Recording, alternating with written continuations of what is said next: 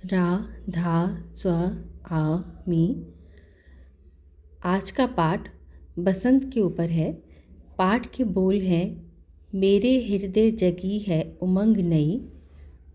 प्रेम विलास पोथी से लिया गया है। जैसा कि मैंने अपने प्रीवियस वीडियो में कहा था कि नेक्स्ट वीडियो में बसंत के पाठ के ऊपर बनाऊंगी, तो इस बार का पाठ बसंत के ऊपर है।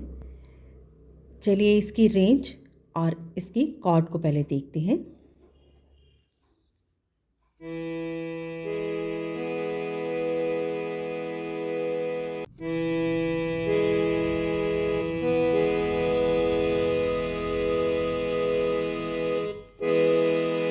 कॉर्ड के लिए मैंने क्या स्वर लिए? मध्य सप्तक का गा कोमल, पा पंचम और नी कोमल। गा कोमल, पा और नी कोमल, और तीनों स्वरों को एक साथ जब प्रेस करेंगे तो कॉर्ड प्ले होती है। कैसे? ये देखिए,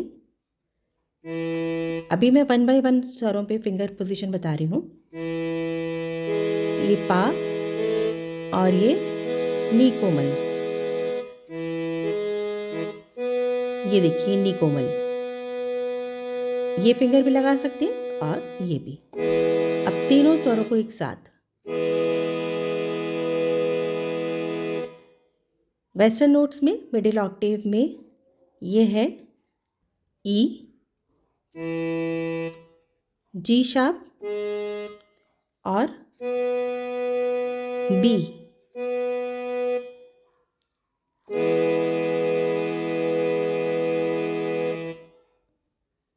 और ये कहाँ तक गया है?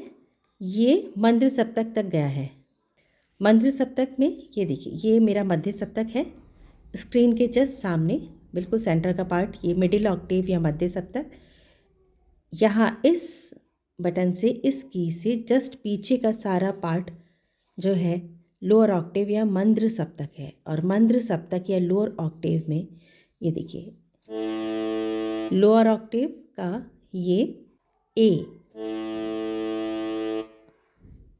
और मंद्र सप्तक में अगर बात करें तो ये धा धैवत कोमल, धा कोमल यहाँ तक गया है।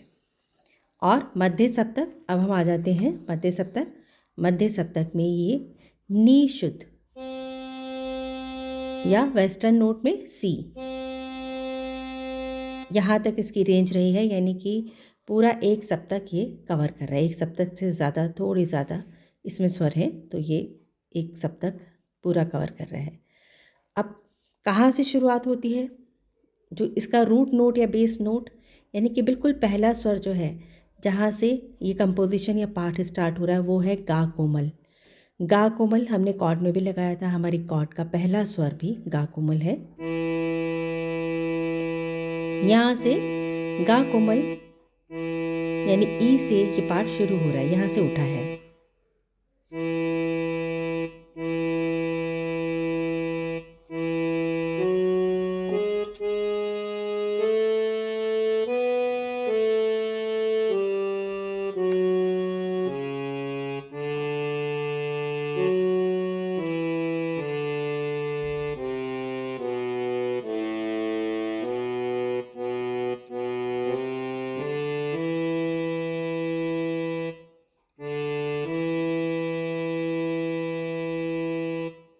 ये मुखड़े की पहली लाइन थी। मुखड़े की पहली लाइन प्ले करने के बाद, मुखड़ा यानी कि कोरस, इसकी पहली लाइन प्ले करने के बाद एक इंटरल्यूड आ रहा है। इंटरल्यूड यानी कि किसी भी कंपोजिशन या पाठ के बीच में जो म्यूज़िक आता है, और वो शुरू हो रहा है यहाँ से, नी कोमल से। इस तरह से ये है, यहाँ से नी कोमल से। तो चलिए पहले मुखड़े की शुरुआत करते हैं, उसके बाद हम इंटरल्यूड म्यूज़िक पर आएंगे।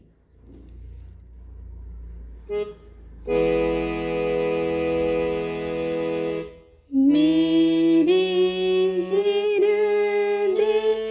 जगी है उमंग नई।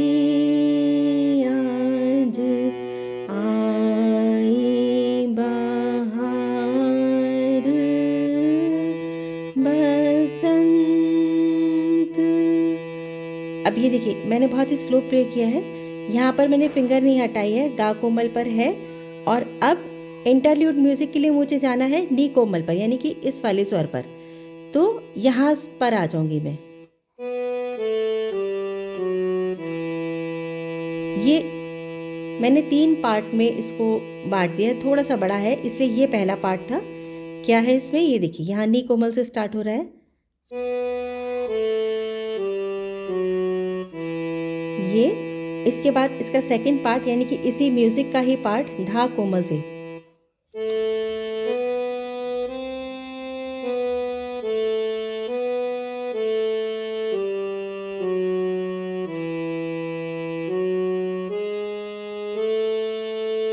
ये सेकंड पार्ट।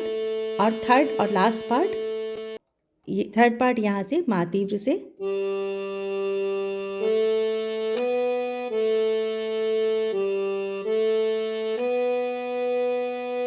तो इस तरह से इस पूरे म्यूज़िक को मैंने 3 पार्ट्स में डिवाइड किया है, जिससे आप लोगों को समझ में आ सके। और इसके बाद ये प्ले करने के बाद फिर से आएगा मेरे हृदय जगी है उमंग नहीं। अब इस पूरे म्यूज़िक को मैं एक साथ प्ले करके बता रही हूँ।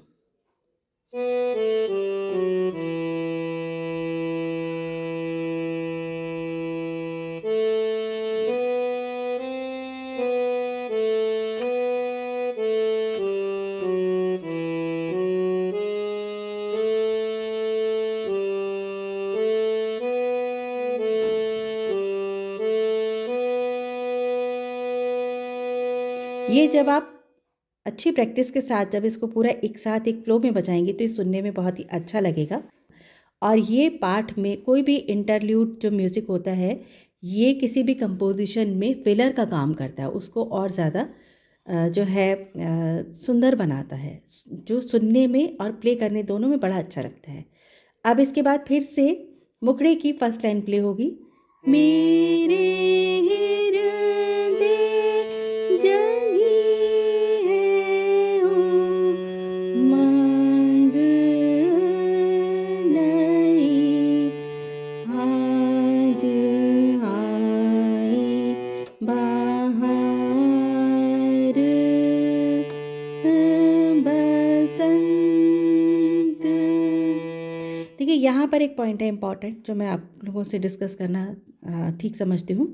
बसंत को नोट करिए, बसंत बढ़ंत ऐसे जो शब्द आएंगे मुखड़े की लास्ट लाइन में, बहार बसंत, तो उसको आप 2 तरीके से कर सकते हैं। जैसे मैंने किया बसंत,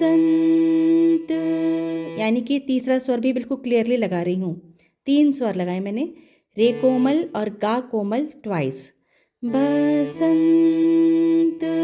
और दोनों गा कोमल के बीच में मैंने गैप दिया, यानी कि अवग्रह आएगा। नोटेशन में आप देखेंगे तो आपको वहाँ पे लिखा हुआ दिखेगा। और एक दूसरा तरीका है कि 2 स्वर ही रखिए और तीसरे स्वर को आप साइलेंट कर दीजिए। जैसे कि कई बार मैंने गाते हुए सुना है कि इस तरह से भी गाया गया है, बसंत यहाँ करके छोड़ दिया, यानी कि तीसरा स्वर हमने नहीं लगाया, क्योंकि ता यानी तीसरे जो अक्षर है हमें उसकी आवाज़ सुनाई ही नहीं दी। बसंत मैंने नोटेशन में 3 स्वर लगाए हैं, पर मैंने आपको दूसरा भी तरीका बताया है कि आप इस तरीके से भी गा सकते हैं, यानी तीसरे स्वर को साइलेंट भी कर सकते हैं।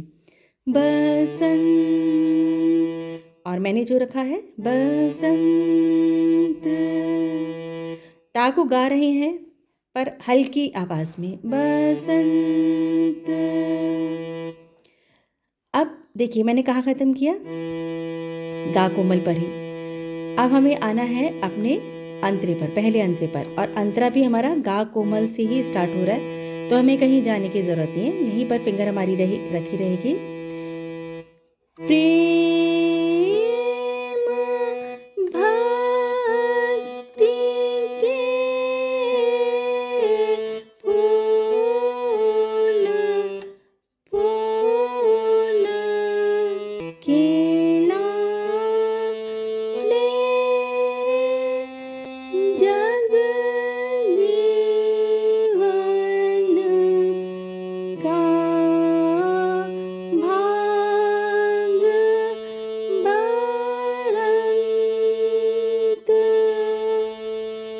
पर भी आप 2 स्वर लगा सकते हैं, बढ़न, या 3 जैसे मैंने अभी किया, बढ़न। सेकेंड अंतरा देखते हैं। सुनो संदेश जग के जीवो हित के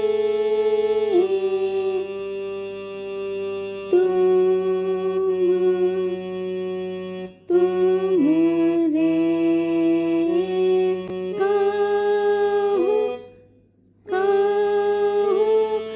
कथंत वैर ईर्ष्या तज आपस की प्रेम प्रीति की धरो धरंत। अब लास्ट अंतरा देखते हैं। राधा स्वामी दयाल सर्वहितकारी जग बीच आए सतगुरु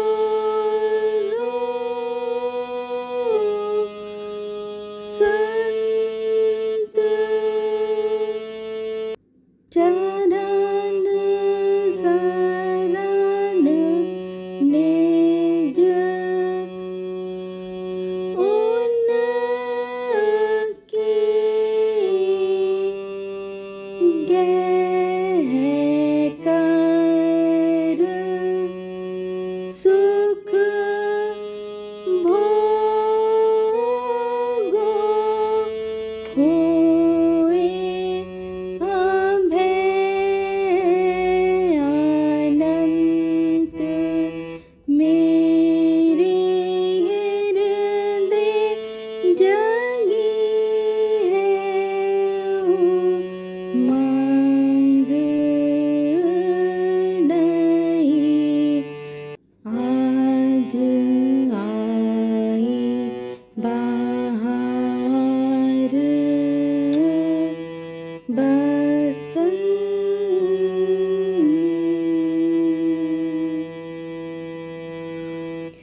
अब देखिए नोटेशन में मैंने बसंत वैसे ही लिखा है जैसे ऊपर लिख दिया है। यहाँ लास्ट में प्ले करते समय एकदम से मेरे दिमाग में कुछ नया सा स्वर आ गया। मैंने उसी जो था धुन उसी से मैच करता हुआ ही लगाया, बसंत।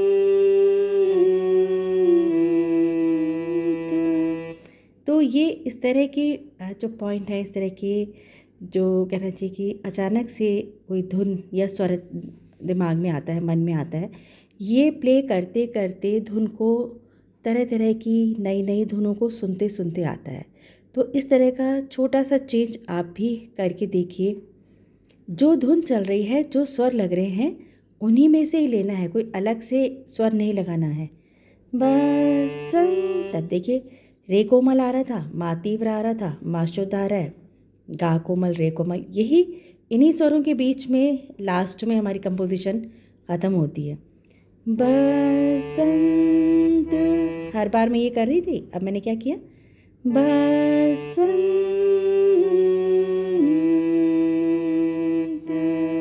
बस ज़रा सा ट्विस्ट दे दिया, सुनने में और अच्छा लगा, मुझे प्ले करने में बड़ा अच्छा लगा। तो इस तरह के छोटे छोटे जो एक्सपेरिमेंट्स हैं, मैं इनको एक्सपेरिमेंट्स ही कहती हूँ, एक्सपेरिमेंट्स हैं, करके देखिए। जितना आप सुनेंगे उतना ये इस तरह के पॉइंट समझ में आते हैं। इसके बाद नोटेशन को डिस्कस करेंगे और मैं कोशिश करूँगी कि एक और बसंत के ऊपर एक और वीडियो जल्दी ही मैं बना सकूं। बसंत और मैं कोशिश करूंगी कि बसंत के ऊपर एक और वीडियो जल्दी बना सकूं। मिलते हैं नेक्स्ट वीडियो में। रा धा स्व आ मी। अब नोटेशंस को देख लेते हैं कि ये देखिए मैंने हिंदी और वेस्टर्न नोट्स दोनों लिखे हैं और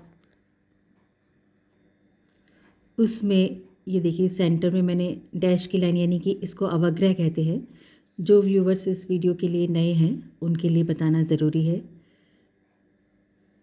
हिंदी सरगम के हिसाब से देखिए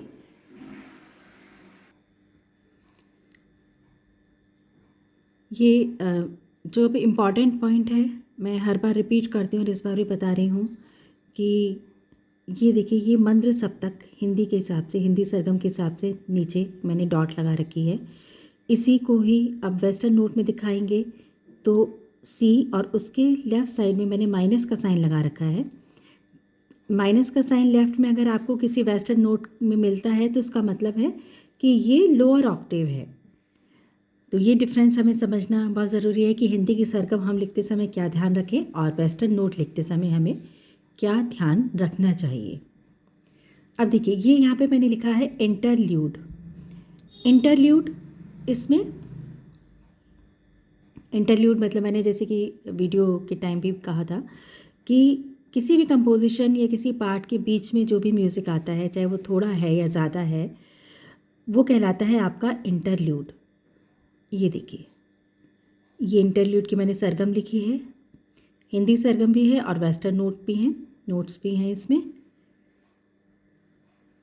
हाँ एक पॉइंट और मैं इम्पॉर्टेंट पॉइंट था वो मैं डिस्कस कर लेती हूँ कि ये जो इंटरल्यूड है जो मुखड़े के बीच में आया है ये हमारे हर अंतरे के मतलब जैसे पहला अंतरा शुरू होगा उसके बाद भी आप दे सकते हैं और हर अंतरे के बाद भी दे सकते हैं। जैसे पहला आप अगर फर्स्ट अंतरे के यानी फर्स्ट वर्स के पहले नहीं देना चाह रहे हैं तो फर्स्ट वर्स का एंड होता है उसके बाद दीजिए। फिर सेकंड वर्स यानी अंतरा ख़त्म होगा उसके बाद दीजिए। थर्ड अंतरा ख़त्म होगा उसके बाद भी दे सकते हैं।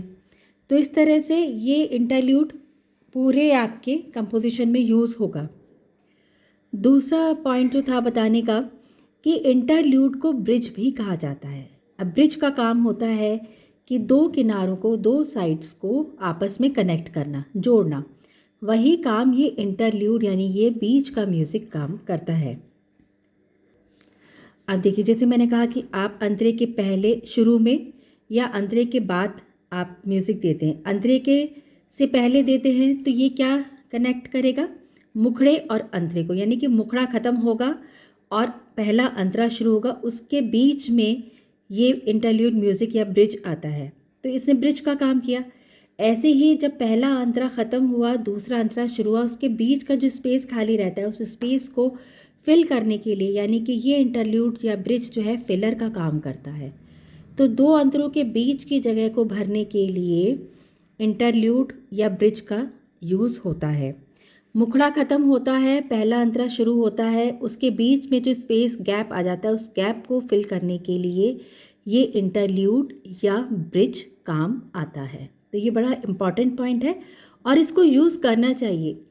अब जैसे अगर बहुत ज़्यादा हमें समझ नहीं है तो आप क्या करेंगे जैसे आपने मुखड़ा ख़त्म किया और पहला अंतरा आपको शुरू करना है। अब पहले अंतरे की जो धुन है आप उसी को पहले प्ले कर दीजिए और उसके बाद आप अपना जो है सरगम के साथ आपका जो अंतरा उसको प्ले करिए और गाइए। वो भी आपका इंटरल्यूड या ब्रिज कहलाएगा। तो इस तरह से छोटे छोटे इंटरल्यूड्स या प्रील्यूड्स खुद भी बनाने की कोशिश करनी चाहिए। जो आपका मुखड़ा है उसके अकॉर्डिंग उसके स्वरों को जो है आपस में उनमें मेल बिठाते हुए आप म्यूज़िक तैयार करते हैं वो प्रील्यूड होता है यानी मुखड़े से बिल्कुल पहले यानी कि स्टार्टिंग में किसी भी कंपोजिशन या पार्ट के शुरुआत में जो म्यूज़िक आता है उसको कहते हैं इंटरल्यूड। और इंटरल्यूड के बाद या उसको कहते हैं इंट्रो यानी कि इंट्रोडक्शन हो रहा है। तो उस इंटरल्यूड या इंट्रो के बाद हमारा मुखड़ा यानी कि कोरस आता है, फिर उसके बाद पहला अंतरा शुरू होता है। तो पहला अंतरा शुरू करने से पहले हम थोड़ा सा म्यूज़िक बीच में कर सकते हैं। अब ये देखिए, इंटरल्यूड के सरगम के बाद फिर से वही कंपोजिशन, मतलब वही नोट्स रिपीट हो रहे हैं। अवग्रह आ रहा है और लोअर यानी मंद्र के स्वर आएंगे। इस कंपोजिशन में सेम पॉइंट्स रिपीट होंगे। इसमें अभी कुछ नया पॉइंट नहीं है, जो डिस्कस करने वाले पॉइंट थे मैंने डिस्कस किए हैं,